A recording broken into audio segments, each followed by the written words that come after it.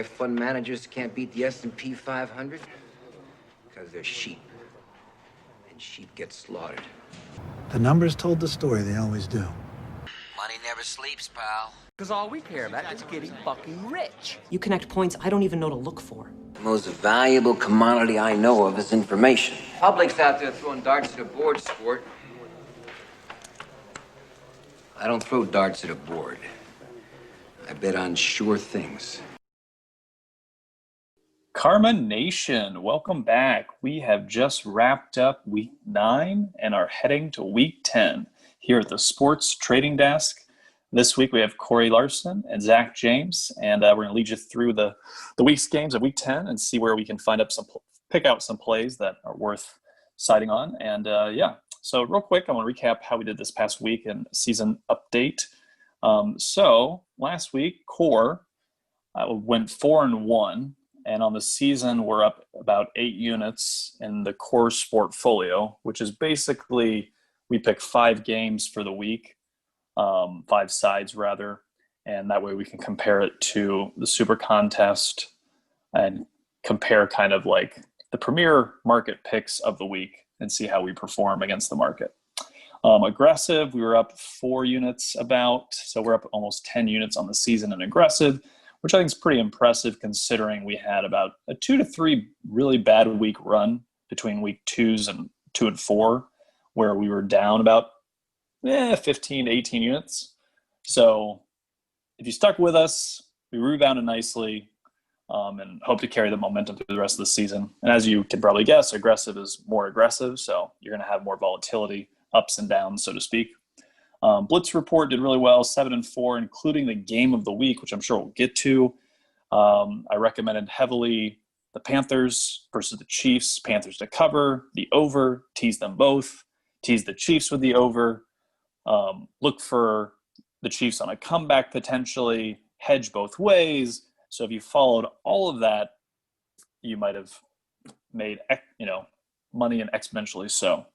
And on the season, the Blitz Report's up 58 wins, 38 losses, 10 ties about, and 3 1-4 game of the week. So we're up +2 in the game of the week as well, which is pretty good, I think. I know Corey was up. He's up 10 units on the season. We're moving along, keeping it strong through the halfway point of the season. I think we're looking pretty good. Moving into kind of like touching on any games real quick before we move on into week 10. Corey, did you have any kind of just games that from memory that you're like, man, I just want to touch on this game to maybe remind the audience maybe what we saw or what we learned from some of these teams? I guess first off, I just wanted to quick mention the core performance of 4-1 was a very great week for us. Just looking at the consensus in both the Super Contest and the Circa Contest, both of those, I believe, went 1-4. So any times you can gain 3 games on the market, the general consensus, that's just a really good week. So this 4-1 week was even better than most 4-1 weeks we might see. In terms of games this past week, I don't know if there's anything that necessarily stood out a ton to me. I think a lot of the games, you didn't see anything too surprising. I mean, I guess it was surprising to see Tampa Bay get maybe routed as much as they did. New England playing the Jets really tight. And a couple other games, I think, just maybe didn't go quite the way that maybe we necessarily thought, but there was a fair chunk that it obviously did too. So I can't say there was anything specifically to point out.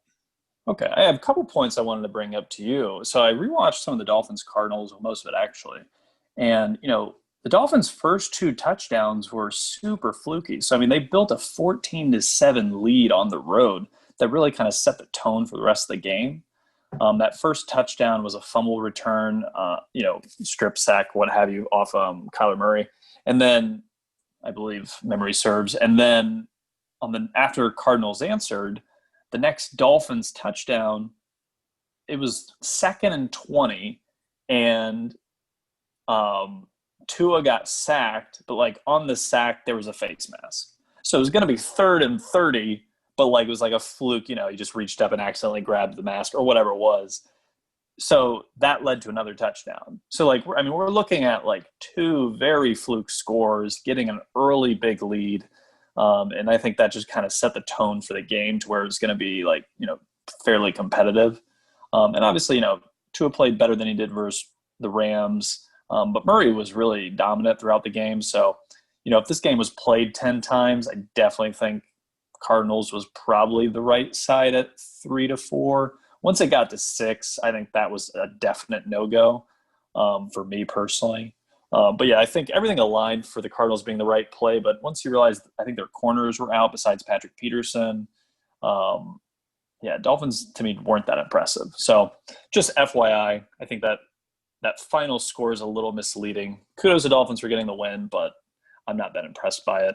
And like you said with the Bucs, the only thing I have to add to that is, I'm not to toot my own horn because I actually hate doing that, but I'm 9-0 on this season predicting the side to be on in the Bucs games. And, we were all on the Saints. We had it in core Sportfolio. And the reason was because on a macro level, the Bucs don't play well versus the Saints, probably 60 to 80% of the time. So Saints always kind of have an edge, generally speaking, versus the Bucs just because of the division rivalry and they hate each other so much. But besides that, this game was kind of predictable in my opinion because of the Antonio Brown signing. More so than the Bucs getting a big win, which they didn't versus the Giants. When they signed Antonio Brown, not only is it just a general distraction because it's Antonio Brown, but it's also the team is now buying their own hype, right? So we noticed this after a team has a huge victory. Now, how do you improve after you had your best performance? The only direction to go essentially is down. More or less, it's very hard to have an amazing performance and then another amazing performance because you don't have the humility, the self-critique to go, you know what? I could really improve on that 80-yard run I had and ran over 3 guys. No one thinks like that. So it's just impossible to really improve from that. So I think the Bucs getting Antonio Brown was actually, and I even mentioned this, wasn't going to be a net negative because it distorts the entire rhythm of the entire offense. And they scored 3 points versus the Saints. The Saints don't have that good of defense, though I think they were going to improve the latter half of the season. I mean, they haven't proven that at all season, even week 1 versus the same team. So I just really think and I think Brady was off because Antonio Brown was living with him. Hey, come over to my house with my kids and my wife. And you think Brady was game planning religiously like he normally would versus the Saints? Or was he trying to get Antonio Brown kind of ready to go? So this was a super awkward game, in my opinion. The +4 never made – when it was +5.5, I think we all agreed, I got to take the Saints. Why is that line so high? It should have been 3 from the start, but it didn't get to 3 until game time. So, just kind of 2 pointers is I don't really discount the Bucs because, I kind of expected it. The Saints are going to come up, play against the Bucs tough. Bucs, it was kind of a letdown spot because the whole Antonio Brown distraction. So we'll see how they kind of fix their offense, which was also pretty bad in general, just from a schematic standpoint. But yeah, I don't really discount the Bucs. I think it was kind of expected, not as bad, but just kind of a takeaway there. And the only other thing I would say is I think Chargers-Raiders. I rewatched that game too. I think those teams they really are the same team. Their defenses, mainly because of injuries with the Chargers, they're not very good. Their offenses are much better than people think on both teams. I think Justin Herbert is a rookie version of Derek Carr, more or less. I think he may end up proving to be better than Derek Carr in the long run. He's a little less afraid to throw the ball deep. He's a little more mobile than Derek, but he's very capable. I mean, every time I watch Herbert, I keep being baffled with all the hate that he had coming into the season. I understand if you don't think he's going to be amazing or average or whatever, but I mean, it was slam dunk. He's the next Jamarcus Russell or some bullshit. It just never made any sense to me. So the Chargers, if they can just get their coaching out of head out of their ass for any final 4 minutes of a game, I mean, this team has 5 or 6 wins. So it's just, obviously Chargers are a hard team to bet because of their coaching. Will find a way literally to give away a game at the end or not come through in the end. But as far as just team talent, chemistry, this team's as good as the Raiders. They're solid. They just cannot finish games. So just food for thought on those kind of games I've got a chance to rewatch and kind of dive deeper into. Unless you have anything to add, Corey, on those, should we jump into next week? Yeah, I'm ready to go. I think you hit the nail on the head. Cool. So let's touch on real quick Colts Titans Thursday night football. This line was +2. Now it's moved down to a pick 'em, and it's actually leaning towards the Colts. So this might move to Titans +1 maybe. So what's your feelings on this game? Yeah, so when this opened, I wasn't huge on maybe either side. I definitely lean Colts. I think we see here strength versus strength, weakness versus weakness. The Colts offense has been pretty weak this year. Philip Rivers just can't really move the ball downfield. Explosive plays, they've really been lacking. I know at one point, just maybe 2 weeks ago, they hadn't scored a touchdown outside of the red zone yet. So we have a weak offense there. And then we know the Titans defense is rather weak, though they are starting to bring some pieces back and maybe improve that secondary.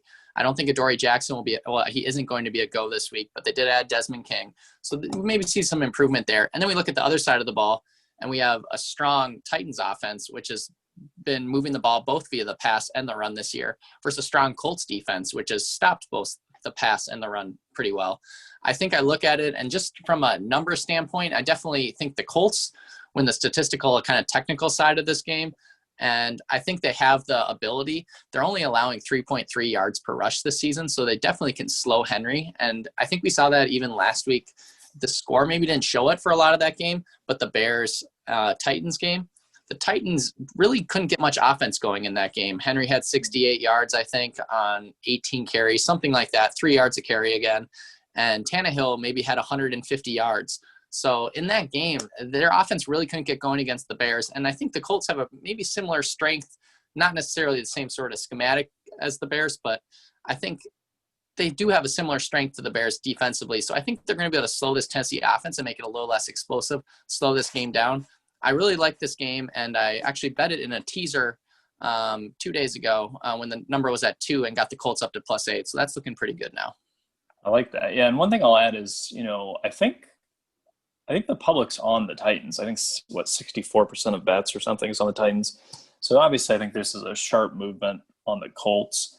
And yeah, I think matchup-wise, this really favors the Colts because, as we know, the Titans, I mean, it's Derrick Henry dependent, and Colts have had one of the better run defenses all season, kind of like the Bears. I don't see how you could play Titans here unless you think it's just one of those classic Phillip Rivers 3-interception type games. But Titans are also dealing with Corey Davis's brother tragically passed away of cancer, and he was only 27. He's a former standout at Central Michigan. And he was, because he was an NFL player more so than just like a brother of a teammate. I don't know how that's going to affect the Titans, and I can't imagine it affects them positively. I mean, life and death, as we know, is the most traumatic thing, generally speaking, in life. So, losing someone right before a game, NFL player, it's almost like he's everyone's brother. So it's not just Corey Davis, right? And so I could see Titans coming into this game a little flat just from it's just a game. At the end of the day, it's just a game. And do you lose a little bit of that edge? And I think that honestly could be what drove this line down personally. Just my food for thought on that. But yeah, I think it's definitely Colts are off. And yeah, if you got them in a teaser, or even now if you would tease them, I would still do that. We can move on to the Sunday slate. Bengals at Steelers. We don't have a line yet. I don't know why. Is it because of Big Ben's potential entry? But I thought he was okay. So what do you think it is? Oh, I guess he's on the COVID list, right? That's what it was. Right. I saw it open 7.5, and then it kind of got bet down to 7. So it was sitting at 7 before he hit the COVID list. And I think much like Stafford last week, we won't see a line until Saturday night, maybe Sunday morning, just because he probably is worth a good touchdown to this line, going from him to Rudolph. With that being said, my numbers maybe makes it a little bit north of 7, but the Cincinnati's really confused me this year. I'm a big numbers guy, and I like to dig into some of the stats. And they're a team that I just haven't figured out. They look terrible on paper in terms of like YPP margin. It's second worst in the league. It doesn't look good offensively or defensively, but they continue to play in games and even beat some solid teams. They beat the Titans this year. They almost beat the Colts. So those are just a couple games where they've just been surprising, and they've stayed close. They almost beat the Browns. So just with that being said, this is a team that plays close. So I think if they're catching points, you kind of want to look towards Cincinnati in that manner, possibly. But we look at this matchup, and that's where it's really tough for Cincinnati. Pittsburgh, number 1 in sack rate and number 1 in pressure rate. And if we remember the last time the Bengals saw a team that played similarly to Pittsburgh, it was Baltimore. And Cincinnati only scored 3 points in that game. Burrow's been very good when he's had time to kind of read and make a correct decision. But when pressured, he wasn't so great. So if the Steelers can keep that pressure up, maybe it doesn't look so good. But he also has now a game under his belt where he saw similar pressure. So at this point, I really don't have a strong lean in this game. I think the number might be a little rich because the Steelers were starting to, just off this record, this number is becoming more and more inflated. I know the look ahead was -10 on this game, though, so it did drop maybe a field goal from what they showed versus the Cowboys. And this is a better spot for Pittsburgh, obviously. And they probably were really looking past Dallas, to be fair, last week. But beyond that, I don't have a strong lean in this game. So just kind of hearing you talk it out, I'm 100% on the Steelers, and here's why. If it's under 7, if you're getting over 7, it's sketchy. But I think the Steelers are probably going to win this going away. Like you said, the look ahead was -10. Now it's dropped to 7. And I think to your point, I think a lot of it's kind of, it's buying the idea that, the Bengals are who they show us as, and they're competitive and they compete and they don't lose by margin. Steelers are the opposite. Like, they don't win by margin. So, like, it's obvious. And I think there's a public sentiment almost like, oh, we're going to take the Bengals. We're going to ride the hot hand. Pittsburgh should have lost to Dallas. And it was such an obvious dead spot for Pittsburgh last week that it's a net benefit that they actually had a bad performance, because now they're going to division. Now they're coming back home. Now they're going to get amped and ready and ready to go. And it reminds me kind of that Browns game a few weeks ago. We were heavily, I think, on the Steelers, -3, even though, Browns were like 1-4 in a row and all this stuff. And it's because, Browns, if you get pressure on Baker, he crumbles. And if you can't run the ball, that's the Browns game. Well, Burrow, he picks teams apart when he has time. That's what he's proven to us so far. That's what he's good at. When he gets pressured, he doesn't know, he can't handle that. He can handle 3 seconds, finding the open guy. He's got good receivers, bang, bang. What he can't handle is, I'm getting pressure. How do I read the defense? How do I check my blitz packages? How do I get out of this? He just crumbles. So this to me is like, you cannot play Bengals in this spot. I don't know who, you can. I'm just saying, I personally, it's either Steelers or off. And if it's only at 7, I'm strongly considering taking the Steelers, just from timing of the matchup, back home in a division game. I think it could look a lot similar to Steelers-Browns a few weeks ago than, Bengals put in an all-star performance. And I think Joe Mixon's still banged up, which they weren't going to run the ball well anyways against the Steelers, but it just limits their options. So yeah, that's my 2 cents. Yeah. I think that's a really good point. 2 good game comps with the Bengals versus the Ravens, and then seeing the Steelers versus the Browns. And then I think additionally on top of that, I just wanted to quick mention, I did take a peek at the Super Contest lines, which just came out a couple hours ago, and they posted this at 7. So that's where it's probably looking like it'll come back. Yeah, if there's any public confidence on the Bengals here, I am definitely okay considering taking the Steelers, even though with the appearance of it being very public and quote unquote square, as they might say. Washington at Lions. I don't have a lineup right now. Is that because Stafford is banged up? I think that's most of the reason. I just checked the Super Contest lines for that one as well, and that one's posted at Lions -4 if we want to talk off that line. Interesting. Yeah, let's do it. Yeah, so I look at this game, and typically, so as we know, last week, Kyle Allen went down, and so Alex Smith is now going to be the quarterback. And I'm not an Alex Smith fan. He's a quarterback I would look to fade more weeks than not. But this week is a week where I'm not looking to fade him. Detroit doesn't get pressure on quarterbacks. They have a very terrible pass rush, just a weak defense in general. So Alex Smith, he showed that he was capable to dink and dunk last week if he wasn't under pressure.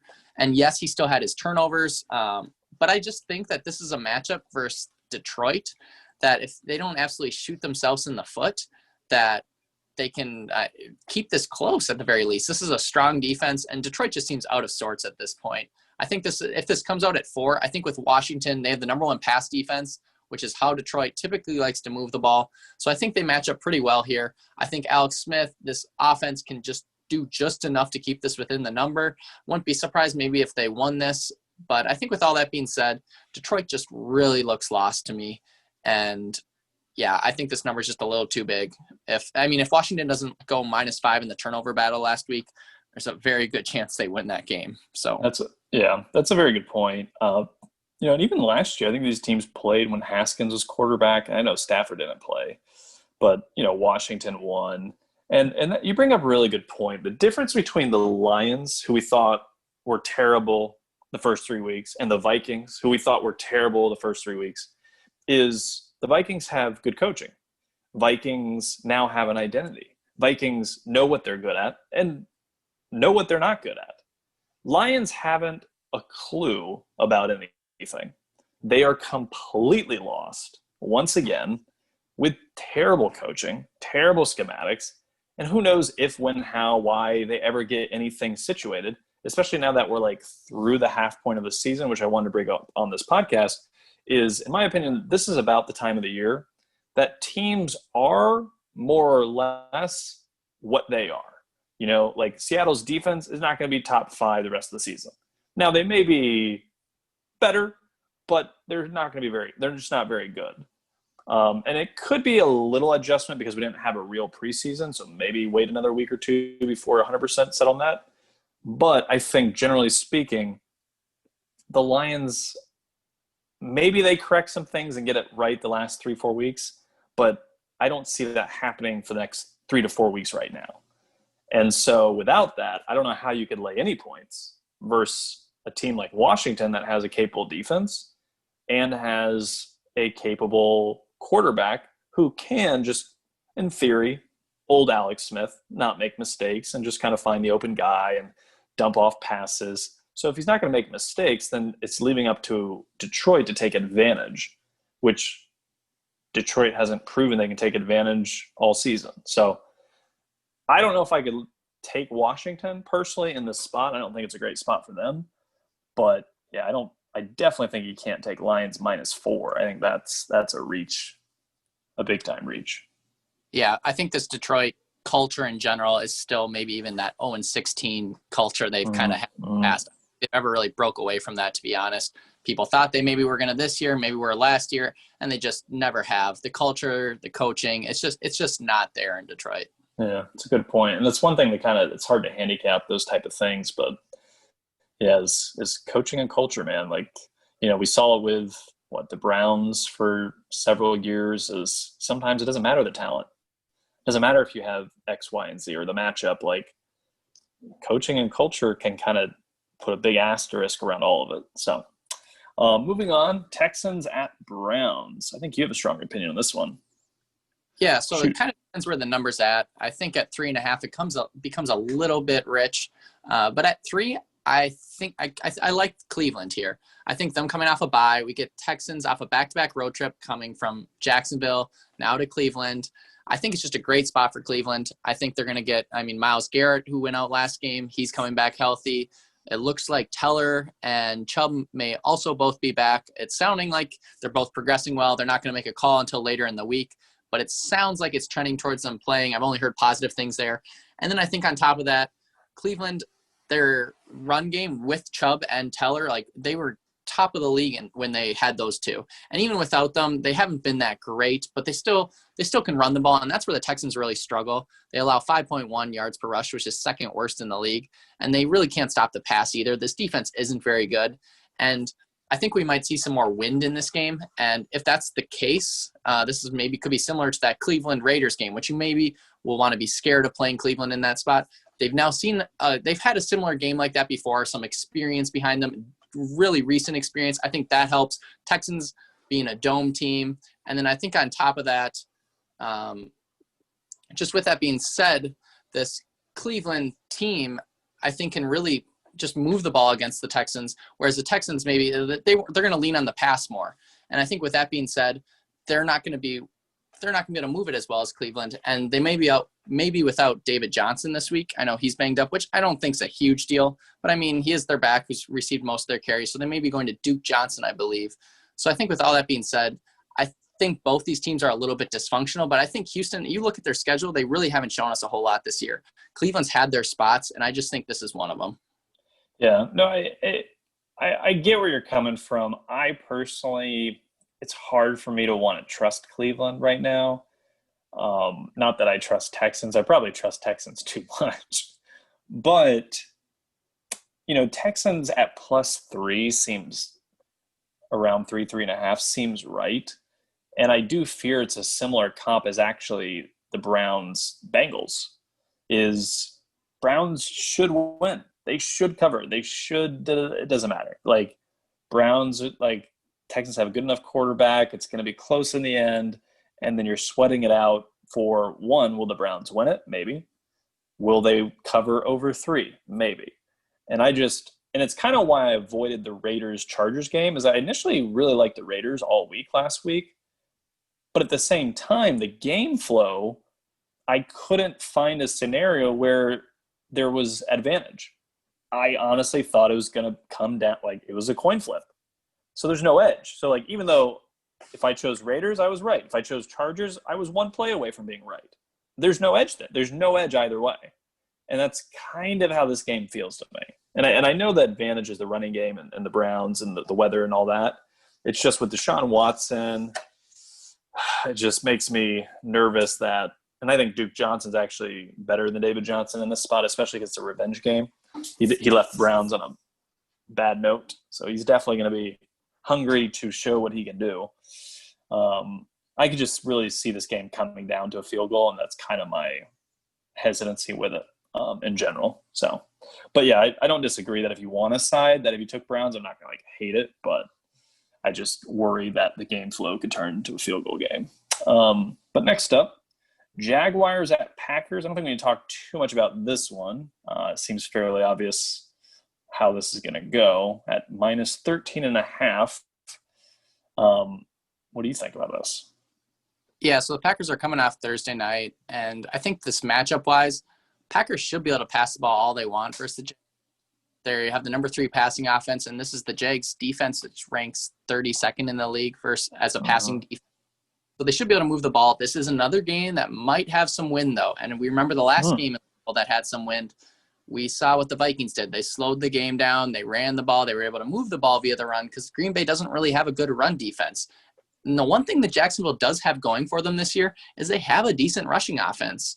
They actually rank number 13th in the league in rushing, and then they have the 6th best offensive line via the rush. So I think with those things going for them, I think if they can kind of get the game flow going their way, maybe take a lead, and I don't think they're necessarily going to, but if this game starts going in their direction and they can slow it down and kind of just run and pound the ball, it could be another game where Green Bay struggles to get margin.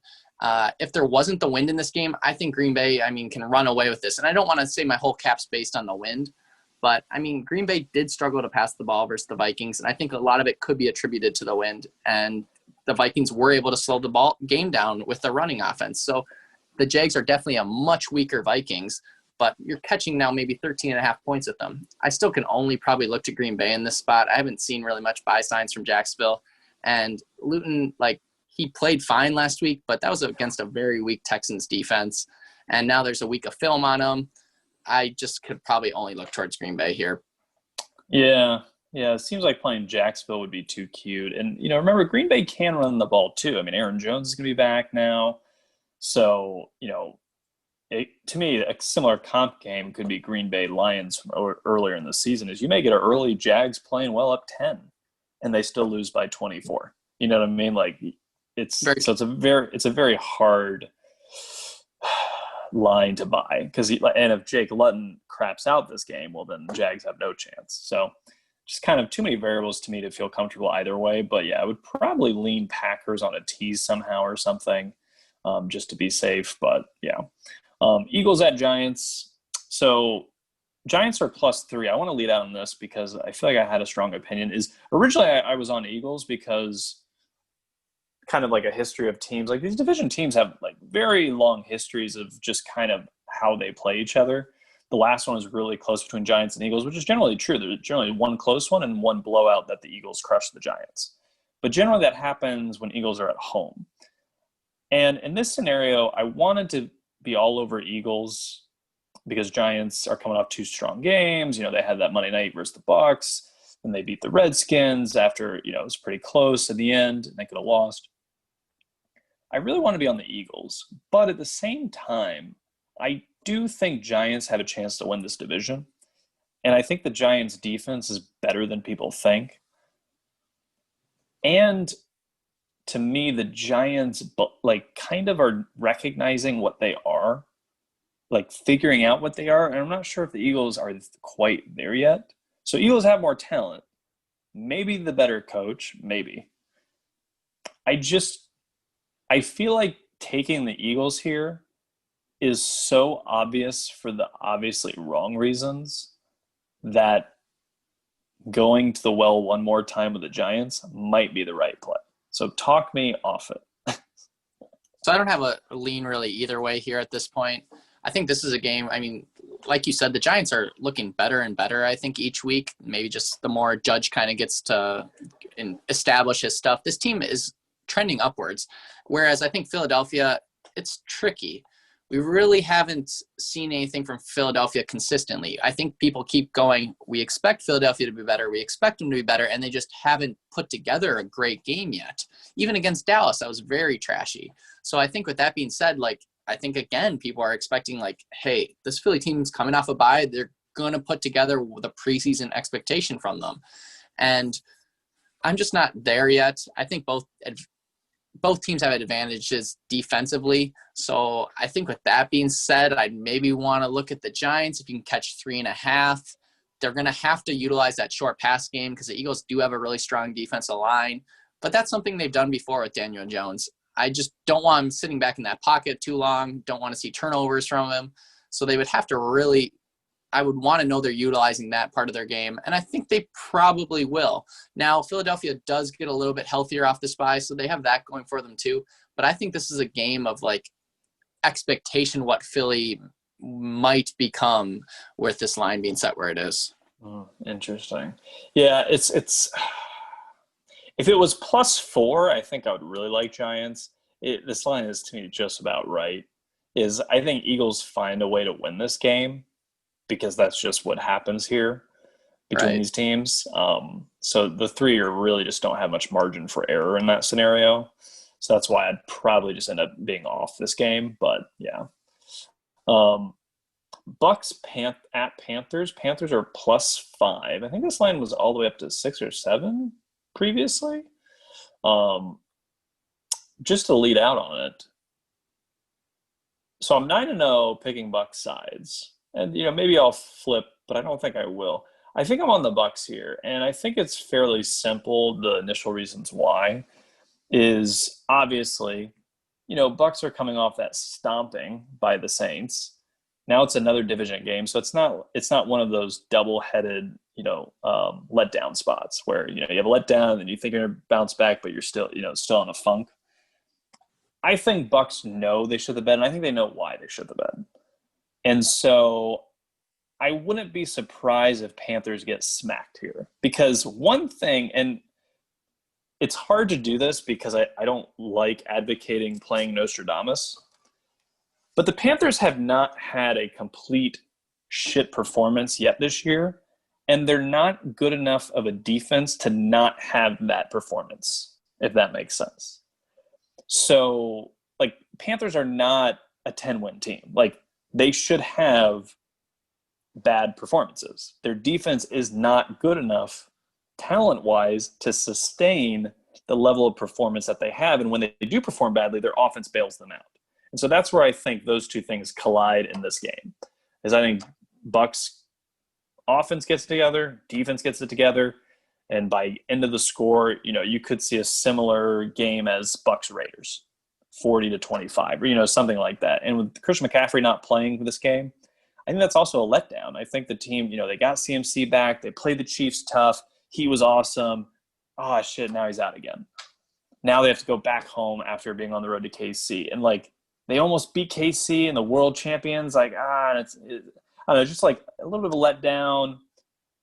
I think this line's a little short. I would still have it at closer to 6.5, because I think the Panthers, they're good in spots. And I just don't think this spot warrants them at +5 versus a Bucs team coming off the type of game on national TV that they just had, especially with the Panthers defense. So that's kind of my like vibe on this game. What do you think?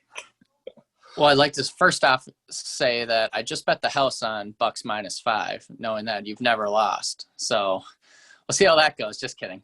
But I was gonna be impressed if you actually did. I'm like, well, okay. That's when I'm gonna be wrong. You know that? Yeah. This line, look ahead was Bucs -6. We saw this played, and then I'm not sure exactly where it came out. I saw it get as low as 4.5 or 4, and then the McCaffrey news came out, and it popped back up to 5.5, and I think it's sitting around 5 now. I don't have a strong lean myself at this point. I think this Tampa offense is fading a little bit at this, just in general, the last couple of weeks a little bit. I think it's just taking some adjusting. Maybe they haven't really had all their pieces together. So I won't say it's fading. I think it's going to start strengthening again, but it maybe has tailed off a little bit these last couple of weeks. But the Panthers defense is definitely a get right for the Bucs offense potentially. I do see Tampa Bay's defense, and they are exploitable through the air, which is how Carolina is going to most likely want to move the ball and has moved the ball this year. The Buccaneers only allow 3.3 yards per rush and 6.5 yards per pass. So they're very good against the run, but not as much against the pass. So that's where the Panthers are going to have to move it. But looking at the other side of the ball again, Brady won't be pressured in this game. So I think this is a spot where you'll see them kind of executing. I mean, the last time these teams played, I think the Buccaneers scored 31. I think they should be able to get their points again in this game. And maybe here's a comp that I've just kind of thought about. You just mentioned that the Buccaneers just got embarrassed. They're going to really maybe become focused for this game. I think we can maybe look back at when they played the Bears, and they were very upset about how that game went. And I know Arians was saying, like, in the media, we're going to see what type of team we are next week. And then what they do the very next week, they absolutely annihilated the Packers. So I think we maybe could get a similar story here. Brady doesn't like to lose. And I know that's maybe just a very basic take, but he doesn't like to lose. And I think no one could – Arians, obviously, if he wasn't happy about losing to the Bears 20-19, I can guarantee you he's not happy about losing to the Saints 38-3. So I think the focus is going to be there, much like it was that week. And they came on and put together a great game versus the Packers. Now that game trended – it just got off the tracks right away. But the Buccaneers stayed focused through that game and were playing very good football. So I think, to your point, I think this could be a very similar spot to that. Yeah, and not much to add to that. I think it's just it's a terrible spot for the Panthers in general, and a great spot for the Bucs. And that's, to me, this time of year is when you really kind of want to start leveraging that into your handicaps. But yeah. So we can go to the next game. Denver Broncos at Raiders. So Denver's +4.5. I don't know. In general, I want to buy the Raiders because I like the Raiders. I think they're still underrated. But at -4.5, their defense is not good enough to lay that many points. So what do you think, Corey? Yeah, I have very similar thoughts. I was hoping that I could bet the Raiders this week in this matchup just because I think they're a team that's trending in a better direction, and Denver's not trending in a great direction. I mean, we look at the last 2 weeks from Denver, 2 pretty close games on the scoreboard, but if we really look at them, they were down 21 points maybe going into the fourth on both of them. Versus the Chargers, that took a lot of fourth quarter to come back, and then against the Falcons, they made that look a lot closer than it was. So I think, you take away that, and this team really got blown out the last 2 weeks. So I want to lay into the Raiders, but at 4.5, I agree with you. It's just a little steep because when I look at these teams, they're both very similar statistically, and the Broncos actually have a better YPP margin, which is not how I'm making my bets, but it just seems a little rich at the 4.5. I would agree with you, but I definitely could only play, I think, the Raiders in this spot. Yeah, I just definitely don't trust the Broncos here. On the road, Raiders need this game, but at the same time, Broncos have shown in the fourth quarter, Drew Lock can make plays down the field and find his receivers. So, yeah, it's a tough one. But, yeah, I hate fading the Raiders in this spot. But, yeah, definitely good. And now Bills at Cardinals. So Cardinals are -2.5. I believe they're -2. It's probably going to trend back down to 2, actually. What are your thoughts on this game, Corey? Because I have some opinions. Yeah, the first thing I noticed is the over-under has actually been bet up from 49 to 56, and I think that's the right way to move. I think both teams are going to be able to score in this game. I've seen that the Cardinals secondary looks like they're going to still be a little banged up. I think I got to lean with Buffalo here. I think Arizona's maybe a little bit overrated, and I think Buffalo, it's hard to figure out maybe who this Buffalo team is, but I can't necessarily say it's a strong lean with Buffalo. I don't have a whole lot for this game yet, so I'm interested to hear what you have to say. Yeah, it's actually in line with what you're talking about is, we've been talking about in the middle of the season because we were high on the Cardinals coming into the season, and they are right about where we would expect the team that we're high on to be. But at the same time, in the middle of the season, we admitted that you shouldn't get too high on this team. And this line suggests like the market has moved towards, oh, no, Cardinals are legit. And Bills, oh, no, they're not really that good. Whereas I think it should be the opposite. I think it's more likely that the Cardinals are overvalued and the Bills are undervalued than vice versa. But this line is so basically the line is wrong. Like if we are right that the Bills are better than the market thinks and the Cardinals are worse than the market thinks, Bills plus 2.5 should be Bills minus maybe 1.5 or something. I know it's on the road, but this season doesn't seem to really matter who's on the road based on the stats of it all. So, yeah, I definitely lean Bills here. The only reason I have hesitancy of even like wanting to let's bet it is, that Seattle game was a little fluky in that Seattle, like a bunch of idiots, prepared their already bad defense as if the Bills were going to run the ball 70% of the time like they did versus the Patriots. And watching the first quarter of that game, that's exactly what it looked like. The worst defensive performance. I can't remember the last time I've seen that bad, and we've seen a lot of bad defense this year. It was just like they didn't know how to play defense. Like just no one's near someone. Why is that guy? Like just completely baffling how bad it was. So I think that was partially because they sold out thinking, oh man, Bills had the best offense they've had all season for the last 4 weeks, running the ball 70% of the time. So let's scheme towards that. And that's what they rolled with, and it was dead wrong. So I don't think the Cardinals are going to be that dumb. So I don't think you're going to get, Bills winning by 10. So I definitely think this game is going to be close, probably similar to that Dolphins game. And it might be a good comp, which Dolphins lose if they don't get that opening return for a touchdown. All to say, I really think this game's probably more of a toss-up than even we think it is.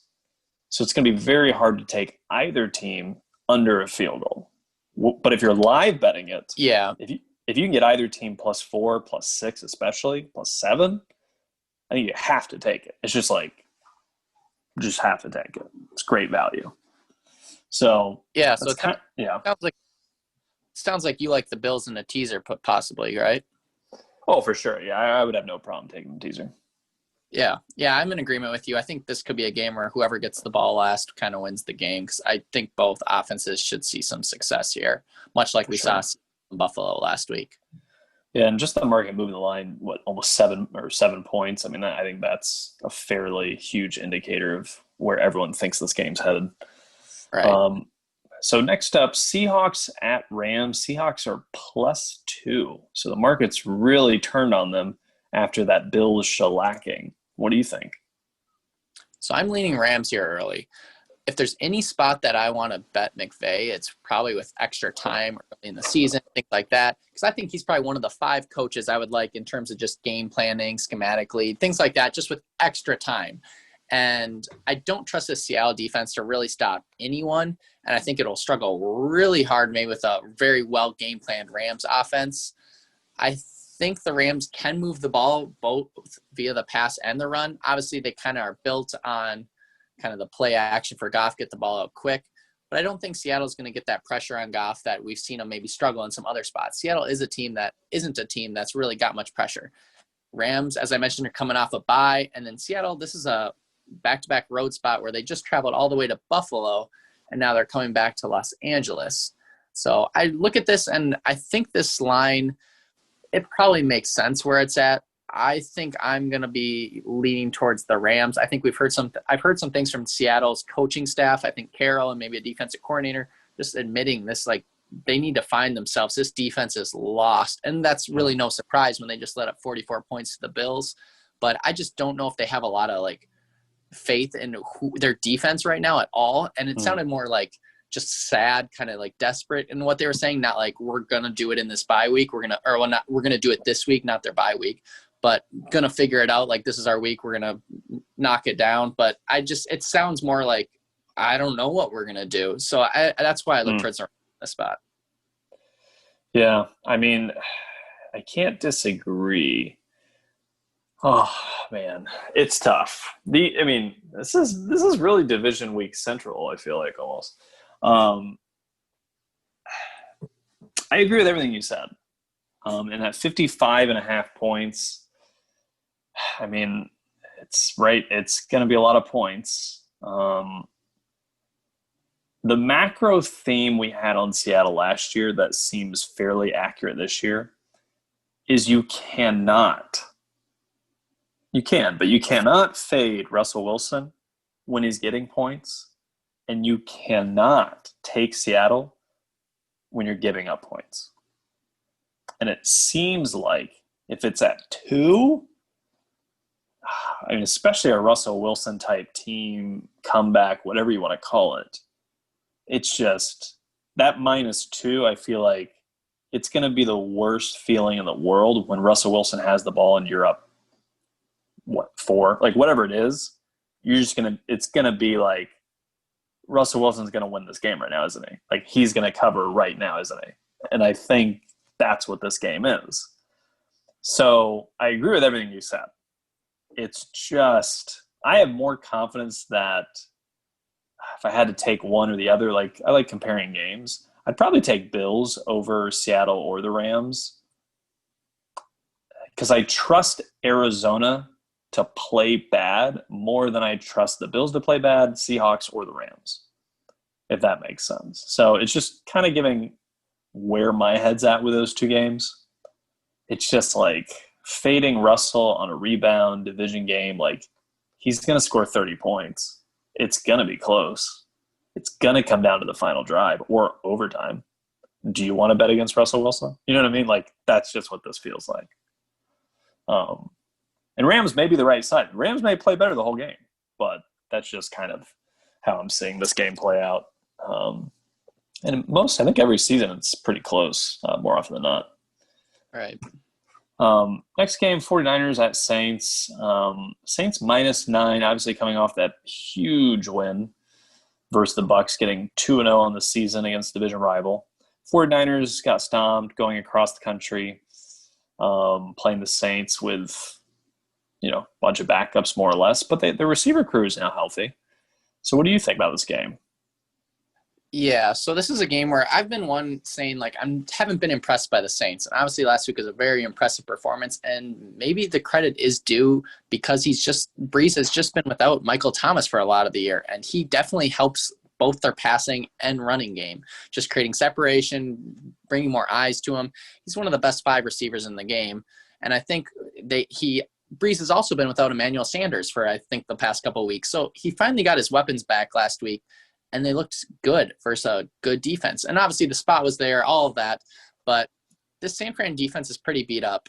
They do have some extra prep for this game, but here's how I think the game's really going to go down. And I just don't really trust San Fran because of this. Their rushing offense is their strength, and it's 6th in the league. But they're going to be going against a very strong New Orleans Saints rushing defense, which is 5th in the league. So they're going to be able to slow that San Fran. And I think I heard today actually that I think Mostert and maybe Coleman are both probably going to be out again this week. So again, they're going to be without a lot of their top backs. So with that being said, they're going to have to rely on Mullins, and that's just not a spot I want to bank on at all. He hasn't looked good outside of that game versus the Giants this year. So I just could only look towards the Saints, I think, in this spot, though the 9 seems a little bit strong, and maybe it's it definitely is a little bit inflated because of their performance. The look ahead on this was 6.5, but I think the last point I'm going to make, and I made this last week, is I'll look at an alternate line again in this game. Either the Niners somehow, can really play this game well and they can win this outright. I don't think that's more likely to happen, but I like the alternate angle, the alternate line on the Saints, maybe at, I don't know what you might get it at, 16.5, whatever it is. Mm-hmm. I think this is a spot where the Saints, I would not be surprised by maybe a 30-10 score at all. So I think it's definitely a spot you want to look at the alternate line. And if you look at the Saints the last 3 years, and I like looking at teams' records from a consistency standpoint, if they have consistent lineups and coaching, which the Saints do, this is about the time when the Saints peak and have 4 to 5 weeks of looking like the best team in the NFL. Last week, obviously, they look like the best team in the NFL. I don't see this as a letdown spot because it's the first time of the season they got Michael Thomas back. They got everything together. They beat their division rivals, but I don't know if the 49ers have the talent to match a team that's firing on all cylinders. You know what I mean? Because like a little bit of what makes a team like functional, good, reach their potential is honestly confidence. Do you think the Saints have confidence after that Bucs win on defense especially, and offense with Michael Thomas? It's got to be through the roof, but I think in a positive way because they haven't had that all season. Like you said, a lot of close wins, playing wonky. No one believes in them, so I'm sure they were questioning themselves. Michael Thomas was punching players at practice. There's a lot of issues. Now it's like everything's becoming right. So I think this is less likely to be a letdown spot and more likely to be let's keep punching harder, faster, and just going. And I kind of like the angle that Emmanuel Sanders, he's playing his old team now that he played on last year for the Super Bowl run. So I think, him and his receivers will stay motivated. So I definitely cannot play the 49ers. And I think when there's a situation where there's a side you cannot play that side, it means you just got to consider the other one. And I think the Saints are playable even if it's under 10. Is 9 really scary of a number in this spot? Like just from a like you said, either the Saints play like we're talking about and they win by 16, 20, 24 points, or it's like a 3-point game. So it's one or the other. If it's a 9-point game, then this doesn't make a whole lot of sense. So with Nick Mullins, no George Kittle, no Mostert, no Coleman, got some receivers back, but Saints defense figuring it out, which I predicted they would. I think this could be a play on the Saints, even at -9. Next up, Ravens at Patriots. Patriots +7. I know we already put it in core, I believe, for Week 10 at -6. Is that right, Corey? -6.5. Yep. -6.5. Yeah, still, I'll take it. So what's your thoughts? Yeah, so I think all the matchups on this game just point towards the Ravens. We got a Ravens team that relies on a rushing offense, and the Patriots are the 31st rushing defense, DVOA. So, we should see success there in Baltimore. Baltimore has a very fast defense in the secondary. I just don't think that the receivers are going to be able to create the separation. New England receivers, they just aren't that good. And then the last point I want to make, this New England team is very based on be able to run the ball. If you watch that Jets game, they definitely were trying to establish the run for much of the game, and they were able to a little bit here and there, but they're definitely going to try to run the ball again because they do not want to leave the game in Cam's hands. He hasn't thrown a touchdown in, I think, 4 weeks now. So I think with that being said, Baltimore's rushing defense is actually best in the league. So if there was a team to stop this New England rushing offense, it'd probably be Baltimore's. They're going to be returning a couple players from COVID from the last week. A couple of other players may be banged up from injury, as are the Patriots. But I think everything points to the Ravens here. Short week for the Patriots.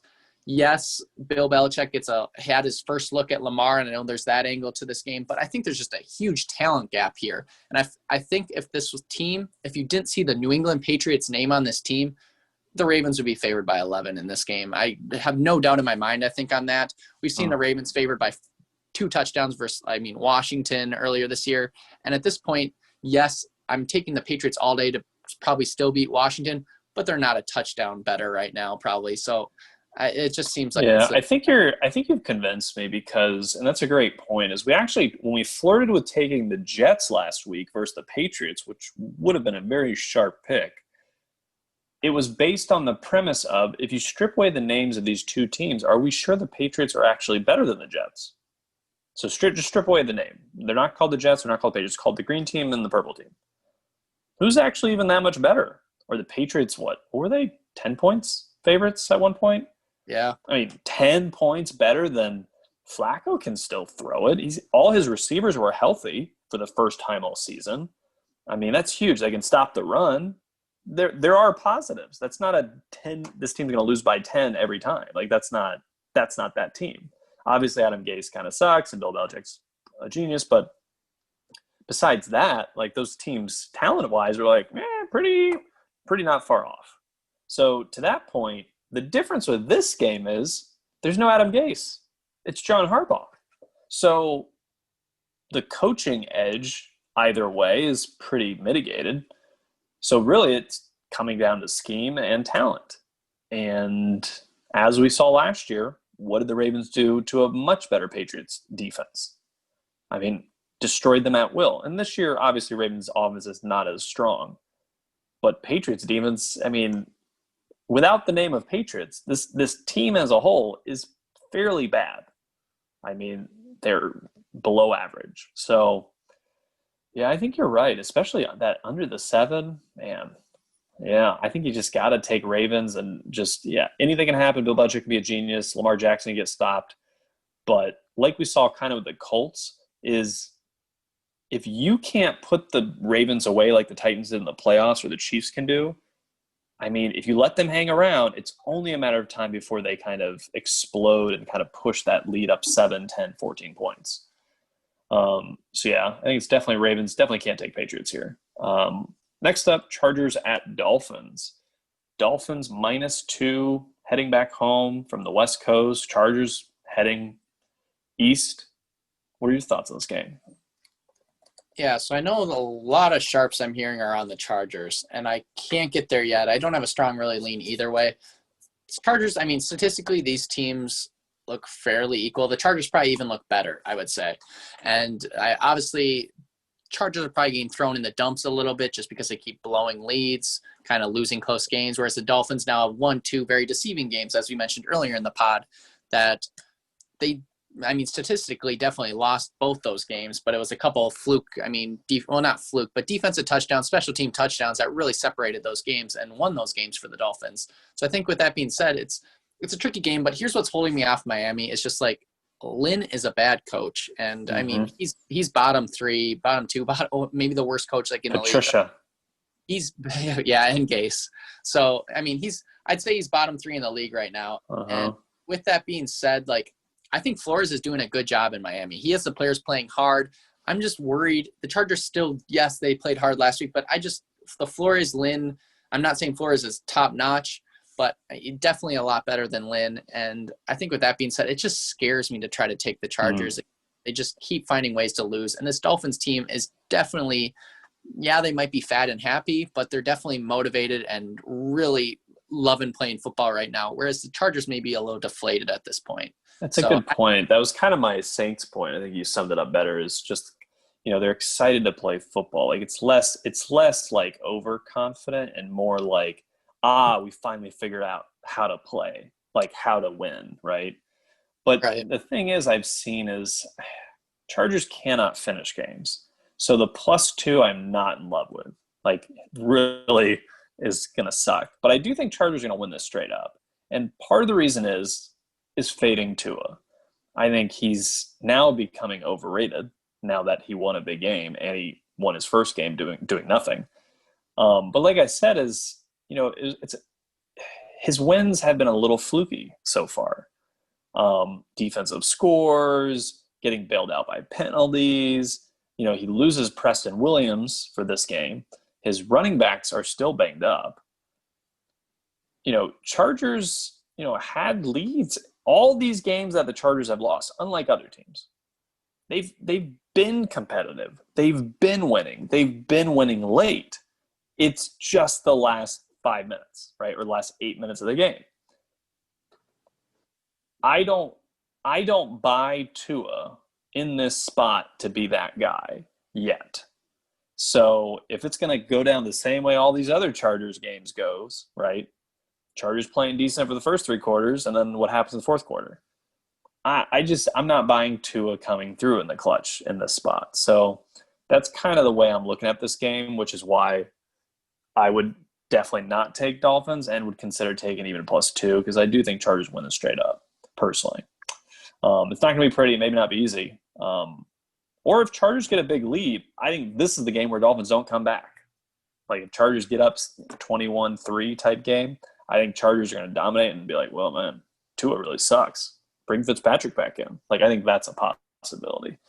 So I don't love the West Coast to East Coast aspect for the Chargers, but, I'm not sure it's going to come into play personally. I don't think Dolphins are that good to take advantage. They're not playing Jared Goff again, that's for sure. So last but not least, Vikings at Bears Monday night. Bears are +2.5. What's your opinion about this game? So I'm definitely leaning, maybe liking the Bears here in this spot. Maybe Delvin Cook will run me out of the gym again, but we'll see about that. I just don't trust Kirk Cousins versus good defenses, especially on the road. And I mean, if this is a primetime game, which even further I wouldn't trust Kirk, but I'm not necessarily sold on it as much in this COVID season.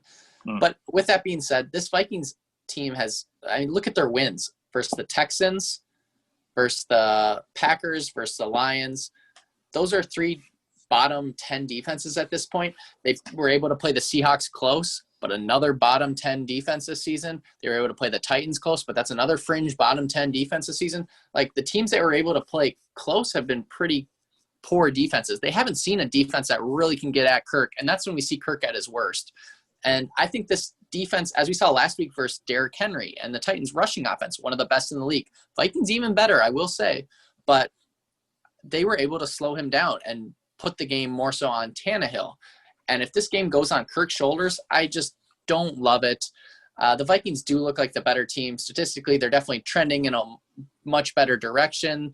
But I think just from a spot, this is not a spot I ever really want to bet the Vikings with a defense that's aggressive, can pressure, can slow the run.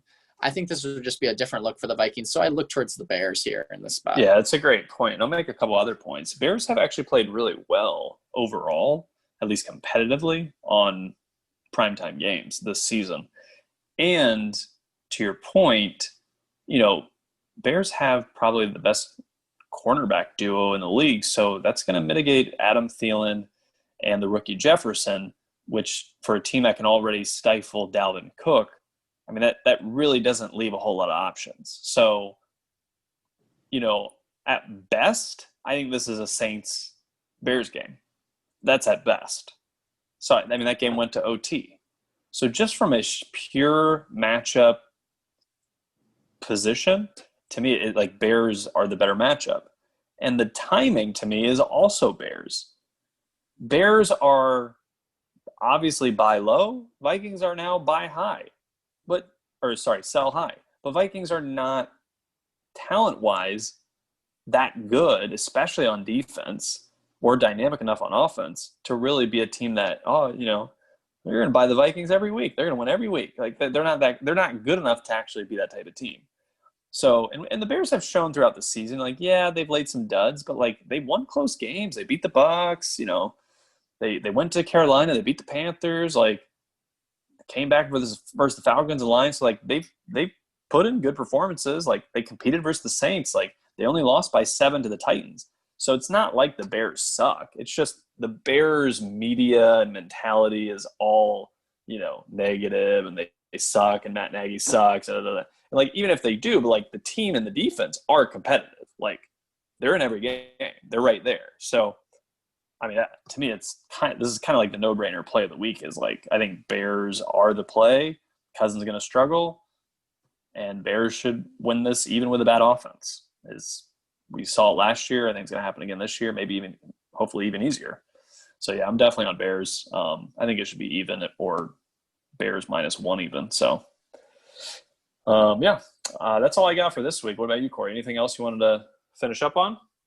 I think we covered it all. Awesome. Well, thanks, Corey and Carmination. Check out our Discord. We will be posting our plays. We've already posted some through the week if you're in premium. And we'll be posting our plays up until Sunday, as well as our articles you can read for free, at least some of the content on the website at karma.com. And signing off. And here's the closing bell.